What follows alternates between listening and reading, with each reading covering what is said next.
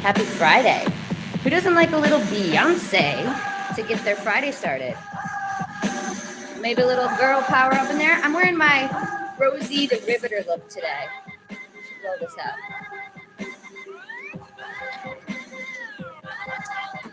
I am Rose Cass, and I am also very excited today to introduce you to not only one lady boss, two lady bosses, y'all.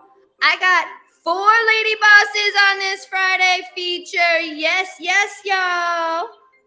So, before I give you the proper introductions, I hope your LinkedIn is like popping off right now because you're like, why all this noise and Beyonce on a Friday on LinkedIn Live?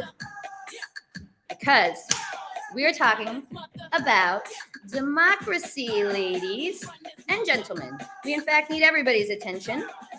And so, with this Friday feature, we are bringing all the ladies to the forefront because girls run the world.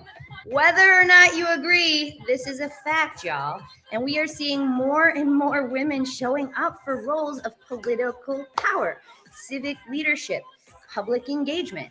It's awesome. I am so jazzed up about it that I have invited 4 different women from all over the United States to talk just how important this is. So tune in, strap up, pull up, get your water, stay hydrated. I even have a little water and tea today. By the way, check out this cool new company. Pirani makes this reusable red cup. Met this lady boss at a networking event that I hosted yesterday in Asheville, North Carolina. It was fire. It was called Go Fund Yourself, and we talked all about getting women in business more money, honey. So I just want to point out, we have a theme here, y'all. On the Backstage Pass, we talk about politics. We talk about money. And guess what else we talk about? Sometimes we talk about sex. Hey, so we're going to save that for another show. But today, I would love to bring to the stage Beyonce one more time. God, can you wait when I can LinkedIn Live with Beyonce? I'm calling it in. All right, y'all. Let's bring these amazing lady bosses to the stage. We've got Deidre Abu joining us. We've got Krista Hughes and Naomi coming to us from South Carolina. Naomi Simmons, that is. And Berhenda Williams joining us straight up from Detroit, Michigan. Ladies, thank you so much for joining me on this Friday feature. Happy Friday, y'all. Ooh, let's get you. I've got some muted mics here. Can you all hear me? Yeah, I can hear you. Yes. Happy Friday. There we go. Yes, y'all. All right. Well, let's get right into this because, we go live every Friday at 2 p.m. for about 45 minutes. And this is a heated whole TED Talk kind of thesis conversation we're going to have in about 40 minutes. So without further ado, let me give some proper introductions to these lady bosses. Deidre Abood is coming to us live from Scottsdale, Arizona, right outside of Phoenix. She is an attorney and a civil rights advocate. She teaches people how to have uncomfortable conversations, which y'all know I love to have. Deidre, thank you so much for being here. I love it. Awesome. Then we've got our gals from South Carolina outside of Columbia, Naomi Simmons and Krista Hughes. Krista's got the glasses on. Naomi's got the ponytail. And these are the co-founders of White Women Reckoning. Thank you, ladies, for being here. Thanks for having us. Yes, thank you. And Berhenda Williams coming from Detroit. She is a coach for very feely lady bosses like myself, us empathic visionaries. Berhenda, thank you so much for joining us on this conversation. No, thank you for having me. Awesome. So ladies, as we get started talking about the love of democracy, it is April 1st. I did play my Bone Thugs. It is the first of the month. And we are on a new month of inspiration on the Backstage Pass.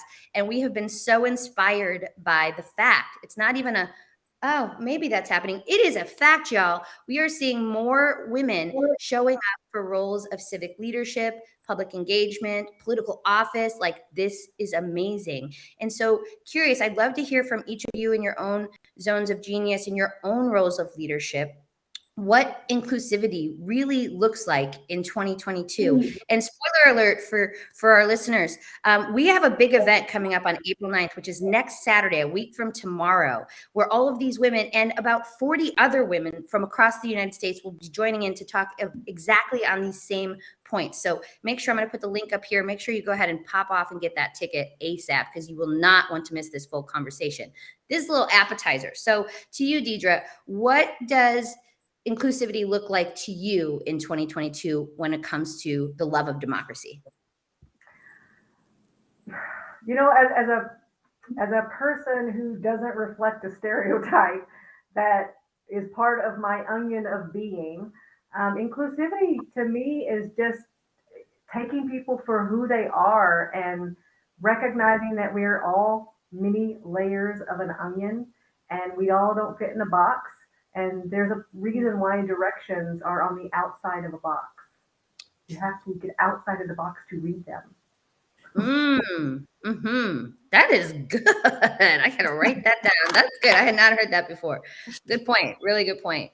What do you think, Brenda? What does inclusivity look like to you in 2022 in representation in democracy? I think it's I love what Deidre shared, and as I think about inclusivity, I think it's the space where you bring your whole self to the experience. There's no need for you to hide or comport or shed or be ashamed of every intersection of your identity. And it's included.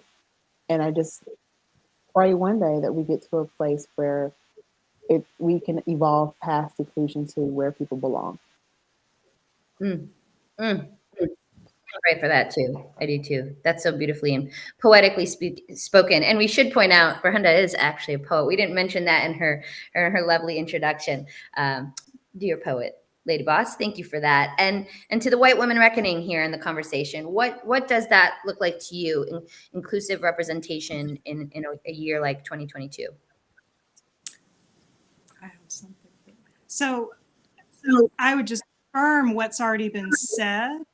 And what I would want to add is that inclusive representation is a space in which every single voice matters and is heard and is respected.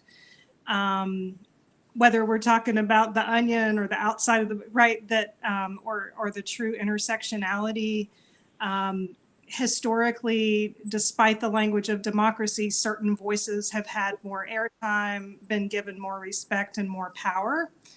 So I want to see a democracy where every voice matters. Yeah, I would just add, when I'm thinking about inclusive democracy, I think it's about also interrogating the systemic exclusion, as Krista was saying. And you can't have an inclusive democracy without exploring the ways in which it has been built to exclude in order to really embrace the inclusion. Yeah, I agree with you, and I think a similar thread to what all of you has said is that this is sort of an inside job, but also on something that we're building that's completely different than what the inside of this looks like, right? Like we're having to work with this current system that is not inclusive, that doesn't even like onions, probably, right? Is like not even interested in peeling back onion, and then we're building like fields of onions and fields of glorious, all these different things outside of the particular system as it is, which is its own feat. And 2022 is already into its 4th month, so we got lots of work to do. But this is the kind of conversation, and I hope more like these are happening around other tables and at water coolers and on Zooms and all that kind of stuff, right? Because it's more than just having the talk. It's completely the action that then goes in line with these talks. And so curious what you all see as some of the, and I know that some of you do this in all of you, that's why I've invited you, do this in your work, but the actions that we take to make that inclusivity happen, I mean, literally building different ways is what I see a lot of us doing. And from that perspective of activating these talks, anyone want to hop in, like where you kind of grab the idea and then take it and run and are grabbing steam with an action item. Anyone want to jump in? Well, I just believe in showing up. I always joke that, when I open my mouth, I have about 3 seconds of people getting familiar with me not sounding as they're expecting. So I have that impact moment, but really it really is about it, just being in places, just showing up at places, going to places that are outside of my norm. Um, you know, I literally I ran for a statewide office, and I went to places that had never, I'm a Democrat. I went to places who had never met a Democrat politician before, and spoke with them, and they were not happy that I was there. But at the end, they were like, "Wow, I didn't know people like you think that way." And I don't know which piece of the onion they were talking about: woman, Democrat, Southern girl, in a hijab, Muslim. I mean, I just believe that if we just show up and be ourselves, that will make connections and break barriers. It's when we avoid people assuming that they won't like us, and maybe they won't. When we put too much onto that instead of just saying, I'm here, I'm loud, I'm proud, I'm gonna be me, and everything else is on you. I love that. And that speaks to what Brahenda said earlier about showing up in sort of your most authentic, true self, right? But also, I think the important part of that is I'm thinking of so many different times in my life or friends that I know in different experiences where we've maybe felt not accepted, right? And I think the beauty of, let's say, something like, our movement around being inclusive of the LGBTQ community, right? There will be folks that will be like, I never knew a world where it wasn't like that. And there will be folks that were like, wow, you can buy a t-shirt at Target now with the damn rainbow on it. Like, whoa, this is a night and day experience, right? And just thinking of when we have community around us to like have your back and to say like, yeah, what of her headscarf? Like, it's great. She's one of the nicest people I know, right? And then the groundswell that comes with a community pushing forward with inclusive and collectiveness. Just that fires me up, right? To like have that community. As you say, you went by yourself solo on a mission, and I might be like, oh, I don't know if I'd go, but that's amazing, right? And then we band arms together, we build bridges together, and can continue to show up as our authentic self. I love that. I just want to say that my aunt is gay, and I have known like basically since birth. I was like 12 years old before I found out that wasn't okay in society, and that was a big shock for me. And the fact that society had an issue with it um, was the first time that I ever questioned it. And I remember I went to my grandmother and I was like, Bernice is gay, yeah, and she's like, yeah, and I'm like, what do I do with that? And she was like, well, did you have a problem with her being gay yesterday? And I was like, no. And she was like, then why do you have a problem with it today? Totally erased any problem I had with it from then on. Mm-hmm. Right. I mean, and you said, as society has an issue, but I also call fake on that. Like, society doesn't have an issue. It's individuals that make up their mind based on something that they think someone else has made up their mind about, which isn't even based in reality. It's a story, right? That it's like the game of telephone, right? And it's like, by the time it gets translated down, you're like, what are you even afraid of at this point, right? So yeah, I appreciate you mentioning that authenticity. Ladies, thoughts on putting these theoreticals into action in your world? So I think what comes up for me, Rose, as a Black woman in America, my presence is a threat to the establishment. Just my very existence in being. I can remember vividly being in some spaces where I was the first or I was the only, and sort of some internal pressure that comes up because you know that if you're the first or you're the few to perform, for lack of a better word, to be the one that's the demonstrator, because you know that it could open doors for others behind you. And that's a lot of pressure and that's a lot of weight. So when we talk about moving things from conversation to action, I mean, it looks a lot of different ways. You know, we speak and then things move to policy and then things move to procedure. We really want to start to, again, shape a culture scape.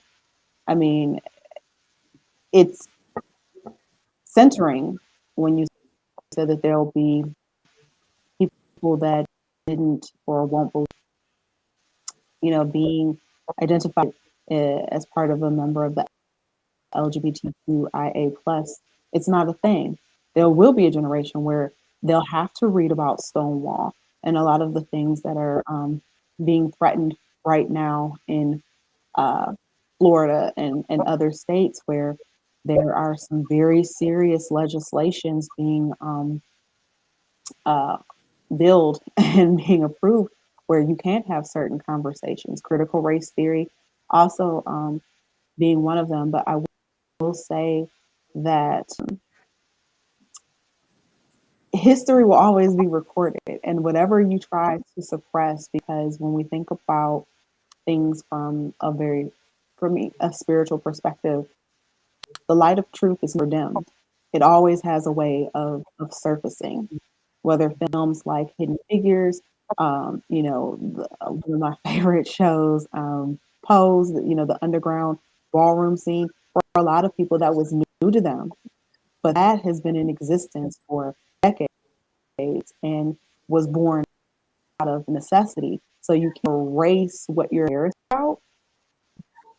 Which has a way of always coming to the surface. So when we talk about moving conversation to action, us daring to in spaces, in rooms, and on platforms such as this, it I hope not just stokes conversation, but enlightens the spirit to take action. Mm. Yes, ma'am. Again, the poet in the room, most certainly. That's so beautifully said. And you know, I actually have you said it so beautifully. I have nothing to say. I'm speechless, actually. Like, that's so beautiful. I'll pass over to you, Naomi. I was going to say, you know, for us, so our venture here is we are white women and we are reckoning with what it means to be white. And also the things that we do and are trying to put out into the world are to help other white women kind of do this reckoning process that starts with yourself first. So when I think about how we move from the ideas to the action, you know, from a white woman perspective, if you're really committed to doing equity work and creating access to things like the democratic processes that we, you know, can use to shape the policy of the country, then it has to start with thinking about what positions you hold, what power you have. And if without a without doing it as a white savior, thinking about the ways in which you can create inclusive and safe and accessible spaces to participate in democracy. And that takes really knowing yourself and also being very much more aware of the, you know, the barriers to different cultural groups and the barriers that are intersectional. You know, if you're just creating something, you're like, well, now I made this space for women, and it's like, okay, is it, have you thought about ability access? Have you thought about, you know, do Black women specifically feel more comfortable here than white women? You know, there's so many questions and they start with self.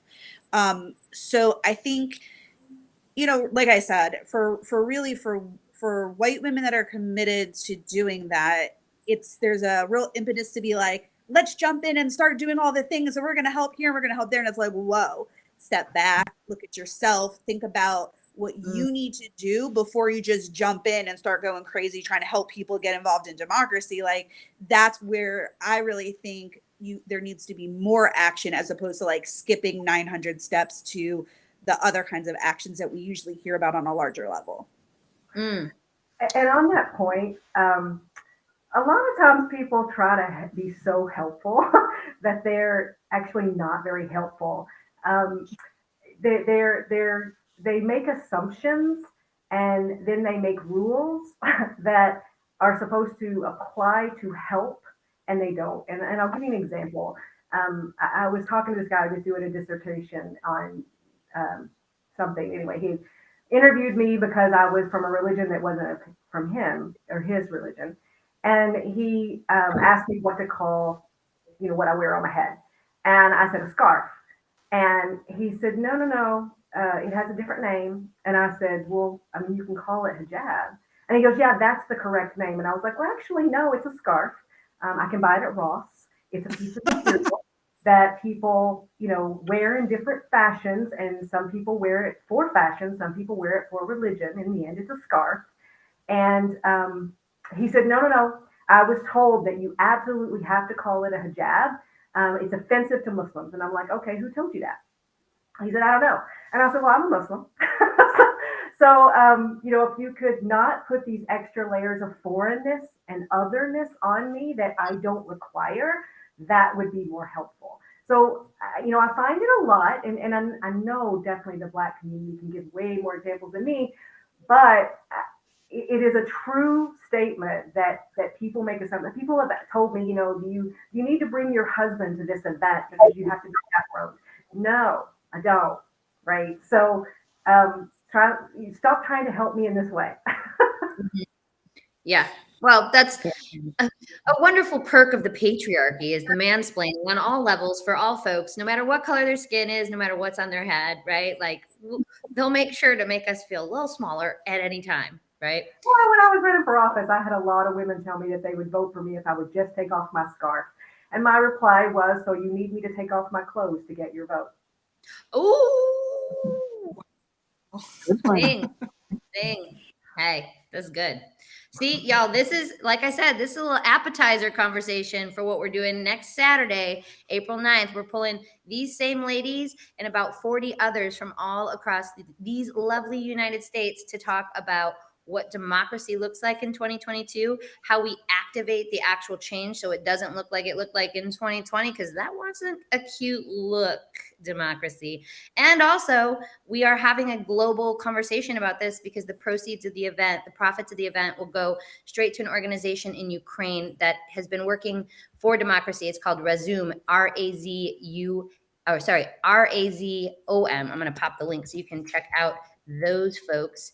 And as we get to the third question of this chat, which is, again, a little appetizer for what's next Saturday's conversation, let's talk a little bit about taking the action-oriented steps around like making change into the future. So not just how we're organizing ourselves today, but how we're making plans to organize ourselves for the future. I consider myself a student of life. I even have told many of my sister, my siblings, my cousins that I never want to grow up, actually. So I consider myself the youths, even though I'm in my 40s now.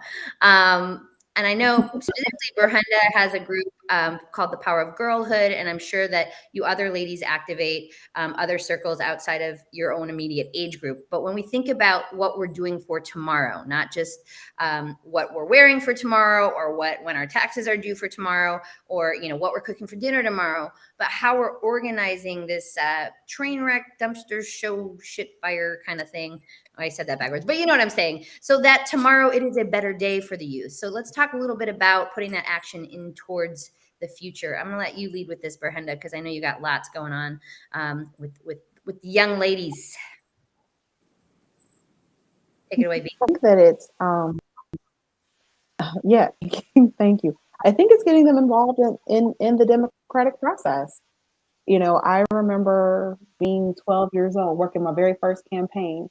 I worked on a campaign for of a city that I grew up in, Southfield, and we had the first Black woman to run for public office. And I was 12 years old, summertime, hot, knocking on doors, passing out literature, and sometimes getting doors slammed in your face or no.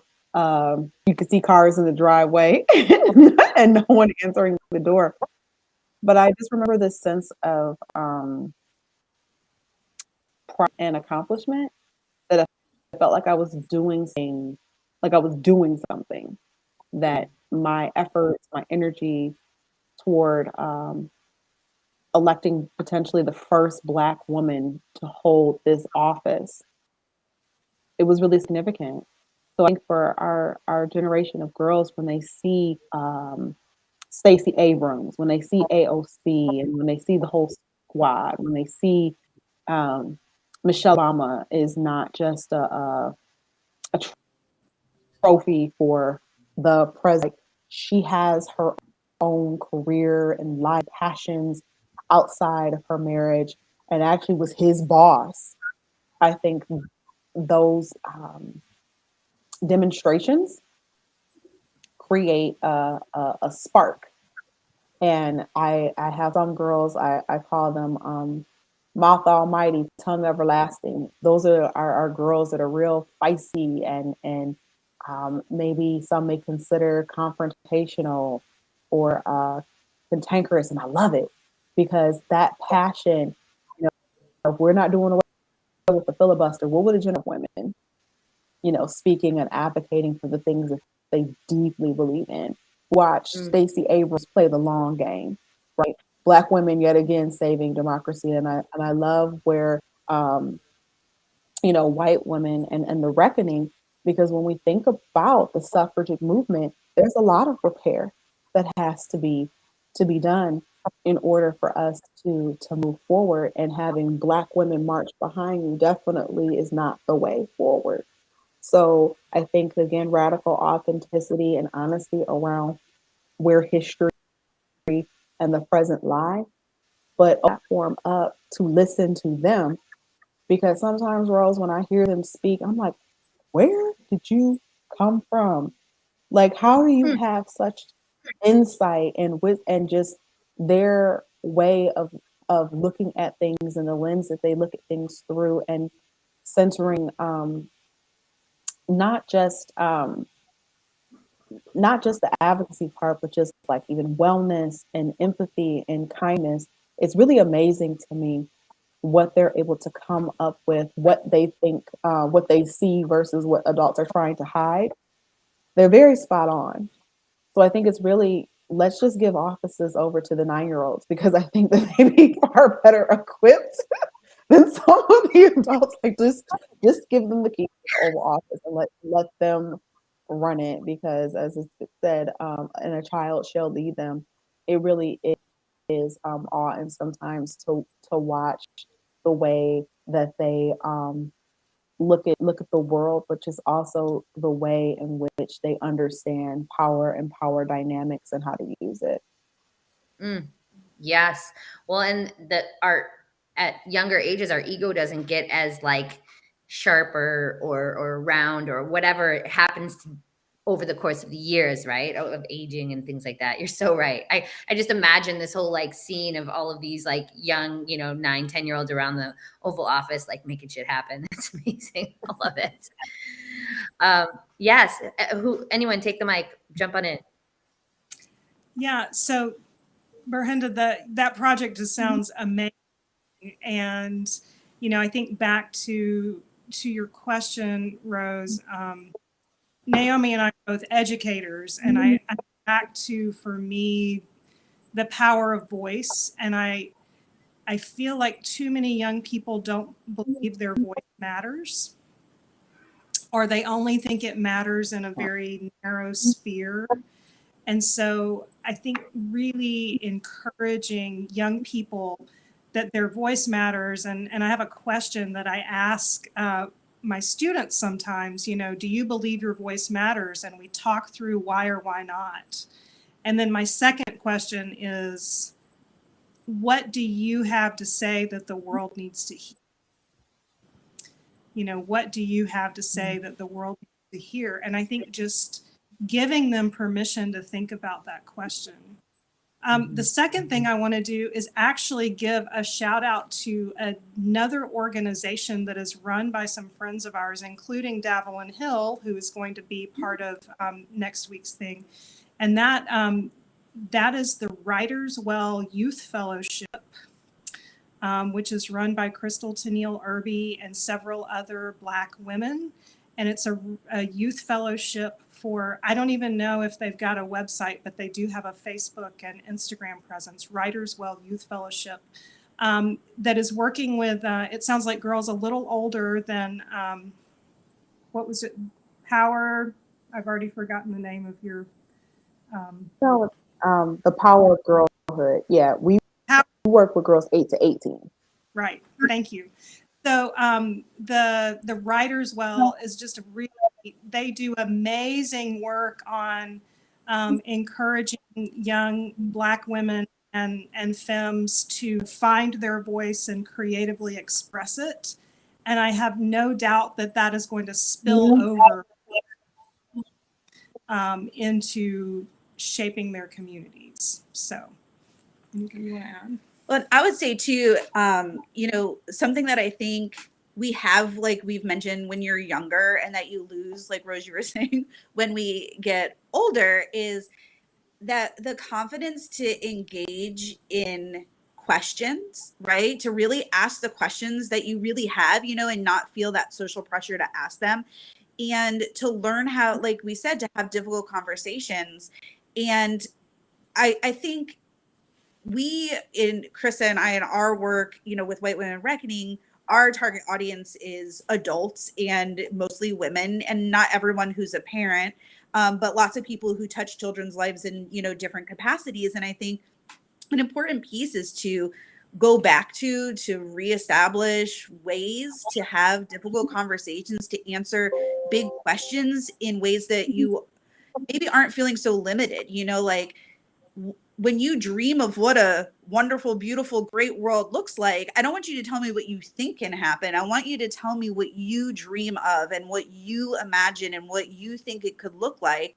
And some of us are taught really explicitly to stop answering questions like that or asking questions like that, or we're never given the tools to engage in conversation, to hear things we don't agree with or that we don't understand, and to ask follow-up questions. Some people are just presented with things they don't understand and they just say, I don't get that. And then that's the end of it. And we don't teach young people, what do you do? And what's the next step? What's the next thing you need to do with that? And also, I'll take it back to, the whiteness piece, specifically for white people, when you just be quiet, right? That's an important tool that, minoritized groups have been, told for years where and when their voices should be heard. And white people have not learned where and when their voices should not be heard in order to make space, make room, and give power to voices that have been excluded. So I think when I'm imagining like, the future, and I'm thinking about like my own children, I'm like, you're a frequent voice right now. We don't need to hear that right now. But those are good tools that, I think we need to think about for a collective wholeness for the future.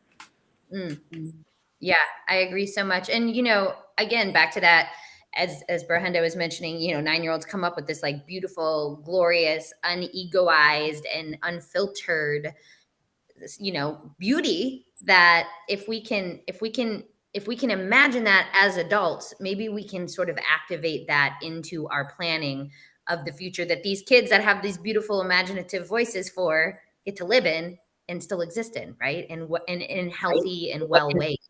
Did y'all hear that? A little echo, a little reverb? That's how it sounds in my brain today. So I'm gonna be really excited at 3:00 because I'm just gonna be like, bye. Powering down. Awesome. Well, thank you for that, White Women Reckoning, Krista and Naomi. And for you, Deidre, curious how you activate these visions with the future in mind, with whether that's young people, whether it's your internal community, or maybe just for what it looks like for yourself tomorrow. In 2018, we had the Red for Ed teachers strike kind of thing going on all over the country, but we had it specifically in Arizona. And we had, thousands of teachers walk out of school and go to the state legislature and camp out on the lawn for a week. And I was collecting signatures for the ballot, and I went out there and, was asking people to, if they're registered voters, so they could sign my ballot.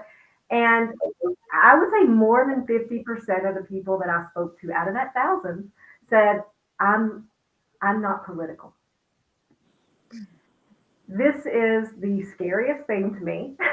And I would ask them, you're literally walked out of school and are standing on the Capitol grounds in front of the legislature who are politicians wanting them to change policy, in what way is this not political, right? And if you're not political, why even bother with the politicians? I mean, like, why are you here? It just blew my mind. But it really was a thing. And we had voter registration forms, and so many people told me they weren't registered voters. And not just the lying ones, they don't want to be bothered, but like they really weren't registered voters because they didn't think it was important. And yet now their job security was, poof, by the people who got voted into office that they didn't participate in the process with. So for me, I grew up in the South, and I'm a female, and I was not a minority group at that time, other than being female, and I didn't like the feeling that everybody else got to make decisions for me when I was younger. And I felt like when I turned 18, I get to do the adulting thing and make my own decisions. And the reality is, as an adult, you only get to make those decisions that laws allow you to make. And therefore, you need to participate in who's making the laws that decide what your choices are. I mean, if you just even look at healthcare, right? Like, your employer gets to decide what coverage and what insurance you get, what your plan is. Your insurance provider gets to decide who your doctor is, what your hospital is, what procedures you can have, and what medicines you can have. And then people talk about, I don't want everyone to have universal health care like every other modernized country because I want to make my own choices. You're not making your own choices now. So I focus on teaching people how to have uncomfortable conversations. And especially for women, uncomfortable conversations is just the ability to say no with a period. Like, that's an uncomfortable conversation for a lot of women. And they don't want to be involved in politics because it's uncomfortable. And if they give their opinion, people might not like them. Life is so overrated. Everyone who was ever interviewed about Jeffrey Dahmer said he was the nicest person they ever met, except the people that he ate when he killed them. They did not have an opinion, right? Kind is good. I can kindly let you know you stepped out of line and say no with a period. And I don't really care if you think I'm nice, because nice is why you take advantage of women and all the minority groups, is because we're taught to be nice. And we need to stop being nice and start standing up for ourselves. And lastly, I'll say that I think the biggest problem today is so many people aren't happy. They don't like themselves. And that's why we have so much negative ugliness going on. And when I say that, what I mean is people they don't know their own values. They're not standing up for their own values. Therefore, they cannot like themselves. So that's where we need to start. We need to know ourselves, know what we believe in, and then stand in what we believe in. And we can still be kind while we do that. Yes. Well, and taking it back to the youths, to the versions of ourselves before we knew that we were supposed to be another way, or before we thought we knew, right? And that's why I keep thinking about the unlearning that I think so many of us perhaps would enjoy unlearning some of the things that we have decided are reality. They're in fact just stories. And I appreciate how you said, Deirdre, that this sort of idea, right, that I don't politic. My sister says that a lot. Like, I don't politic, right? To be alive is sort of political at the moment, I think. And I don't know that there's been a time ever on this planet that it hasn't been. And perhaps when we put our head in the sand, then yes, sure, that might be a time when which is apolitical, but that's just because we're choosing to not pay attention. And I also am a big fan of like boundaries on not taking in too much news and politicking too hard. But certainly I think all of us here on this call, like, our existence are political, right? And I would venture that most humans' existence is political, whether they want to admit it or not. And so what we're talking about next Saturday, April 9th, with these very women here on this call and about 40 or so others from all across the United States is exactly this. We can politic, and we can still get up the next morning and, have our smoothie or our latte and continue to have, a simple life. But we can also activate just like 5% more to have a conversation that then has you thinking, maybe I do need to get registered to vote for the midterms. Maybe I do need to educate myself a little bit more on the candidates instead of just asking my husband who he's going to vote for and just saying, yeah, I'll just vote like my husband. I had like at least one handful, which is enough. That's a lot of ladies to say, I have to admit something to you, Rose, and I won't throw anyone under the bus and give out names and post addresses, but women saying like, hey, I did vote for number 45 because I just voted like my husband. And I was like, okay, we got some work to do. So let's talk about it, right? And have these conversations and show that being political isn't you don't have to go read the history of the United States. You don't even have to read the history of the United States. You just need to show up for it today and start paying attention to what's going on right now and therefore tomorrow. So that's me and my soapbox and what we're doing for the youth. Everything's political. The food you eat, the environment that you breathe, whether or not I can have sex with every man on the street corner, I want to be able to make that choice. And I have to show up and vote in order to prevent people from taking away those choices from me. Yes, ma'am. Yes, ma'am. Well, I appreciate you all so very much for giving us a chunk of your Friday and letting us feature this conversation with your perspectives. I'll be so happy to see you all next Saturday. That's April 9th. We're starting the conversation at 12 p.m. Eastern Standard. It is to be a lengthy conversation, but don't worry, we're not going to let it get too heavy because here's why. We're going to have these little intermezzos with amazing lady bosses of edutainment. I like to use this word, edutainment, like educational, and it's fun. So we have Natalia Claveria from Thievery Corporation. She's going to be leading us in some amazing medicine music of medicine. We've got Davelyn Athena, who's going to work us through some breath work and just some meditations. So, as we get into these conversations that are a little bit heavier, a little bit weightier, we're going to keep it light and we're going to keep it groovy. It's going to be real cool. And then our girl Chioma Osai is going to lead us out with some beautiful poetry at the end of the event. So come at noon p.m. Eastern Standard and stay for the poetry. We'll wrap up around 3. It's all virtual, so you can just put it on in the background and you can politic, and then you can also wash your windows or paint your toenails or sit in the bathtub, whatever you want. So ladies, thank you so much for joining. I appreciate each and every one of you. As we wrap up, I just want to give each of you about 30 seconds, a minute. Any final thoughts, anything you've got coming up that you want folks to know about, please. We'll just pass it. We'll go from D down to B over to South Carolina. Ladies, Naomi and Krista. My partner and I, Tara Ije, she does the Love Glasses Revolution, and she's really focused on young people. And I keep trying to remind everybody that we cannot throw the older people away. We are getting older. We are reachable. Let's bring it all together. Besides the kids have to go home to somebody. So let's not forget any generation. I love that. Great point. Thank you, Deidre. Brenda. All right. Well, I definitely want to thank Valerie Adams, who has been vocal here in the comments section, hanging out with us this afternoon. I really appreciate that. And I hope you join us next Saturday. The things that I have coming up, please check out thepowerofgirlhood.org. We have a magazine and podcast that is dropping this spring. So please log on to thepowerofgirlhood.org. And if you are a female identified business owner leader that's of the sisterhood of shaking things up, please log on to my website, BrehendaWilliams.com, to learn more about the programs and offerings and services if you want to use your business as proxy for social justice, equity, and inclusion in the world. Awesome. Thank you for being here, and thank you for the work you're doing in the world. South Carolina ladies, take us home. Okay. So you can check us out at whitewomenreckoning.com. We're also most active on our Instagram at whitewomenreckoning.com.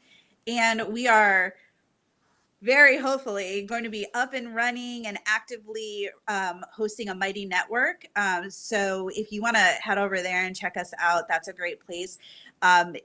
Specifically, we're going to be building community for white women who are ready and committed to changing themselves so they can change the world. So we're excited for that venture. If you're local to South Carolina, we have an in-person retreat coming up at the end of April. And we have a link to our link tree with some of our other events on our Instagram page. So that's at White Women Reckoning on Instagram. And thank you so much for having us. And we are really looking forward to more conversation next weekend. Absolutely. Thank you for having us. Yes, thank you all. Well, everybody, definitely hop over and get your ticket. You're going to want to hear from more of these ladies for sure. I appreciate you all for stopping by. We're going to have, just as we had, let me see if I can not have my YouTube. Y'all know I'm thin right now. I'm like trying to get Beyonce back up to dance us out, and my YouTube's like, no, you don't want to do that. You don't want to do that. So it won't play. So I'm not going to try to be Beyonce. I'm going to give you the grace of silence of Rose. And Beyonce loves everybody anyway. So, ladies, thank you for stopping by. I hope you have a beautiful rest of your day and a wonderful weekend. And to all of our wonderful listeners, our new LinkedIn Live friends, super, super happy that you've joined us. Click this little link right here to get your ticket for the Love of Democracy next Saturday, April 9th. And I would keep talking, but I'm not going to make much sense. See, we had an amazing event here in Asheville, North Carolina yesterday. And so I am unplugging in about 5 minutes. So see you all next Friday. Ciao for now. Bye.